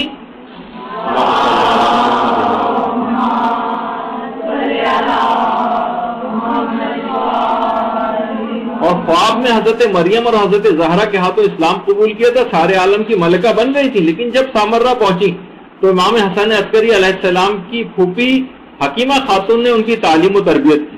یعنی یہ کیسے ممکن ہے کہ امام زمانہ کی والدہ گرامی کو تو تعلیم و تربیت کی ضرورت ہو اور امام کی کنیزوں کو بغیر علم و عمل ہی کے بڑا مقام دے دیا جائے؟ یعنی یہ کیسے ممکن ہے کہ امتحان دیے بغیر فرسٹ آنے کی تمنا کی جائے؟ یعنی کچھ خدمت کیے بغیر ہی لشکر امام زمانہ میں حاضر ہونے کی تمنا کی جائے؟ علامہ ذیشان ندر جوادی بڑا اچھا جملہ کہتے تھے نا کہ لوگوں کی بڑی مغرب و ممالک کے لوگوں کے حوالے سے کہتے جب ان کے پاس جاتے ہیں تو کہتے ہیں کہ ہائے، اور پھر جب ان کو احکامات ہم بیان کرتے ہیں تو وہ کہتے ہیں وائے، ہر چیز میں شراب حرام ہے وائے، نماز پڑھنی ہے وائے، ہر چیز میں وائے، اور اس کے بعد جب سب چیز ختم ہو جاتی ہے آخر میں کہتے ہیں بائے، یعنی ہائے وائے اور بائے۔ تو بس یہی ہے کہ یہاں پر آئے، کانوں میں کچھ بات پڑی، اٹھ کر چلے گئے، گھر ویسے چلے گئے، نہ عمل کرنا ہے، نہ باتوں کو آگے پھیلانا ہے، نہ معاشرے کے اندر کام کرنا ہے۔ یہی تقریباً چیز ہماری بھی بن کے رہ گئی۔ آخر میں فقط پروردگار عالم سے دعا ہے کہ ہمیں اس قابل بنا دے کہ ہم کچھ کر کے لشکر امام میں شامل ہونے کی تمنا کر سکیں، صرف باتیں ملانے والے نہ بنے، کیونکہ کامیابی تو کام سے ہوگی نہ کہ حسن کلام سے ہوگی۔ وصلی اللہ علی محمد وآلہ الطیبین الطاہرین۔ آخر میں دعا امام زمانہ ہم لوگ پڑھتے ہیں اور اس کے بعد پھر اسی پر ہی آج کا درس اختتام پذیر ہو جائے گا۔ ایک سیکنڈ ذرا اس کے ساتھ پڑھ لیں تو زیادہ مناسب ہوگا۔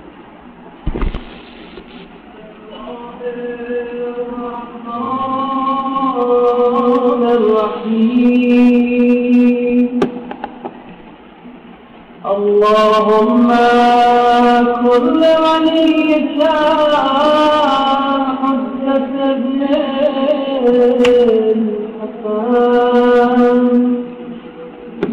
صلواتك عليه وعلى آبائه في هذه الساعة وفي كل ساعة وليا وحافظا وقائدا وناصرا ودليلا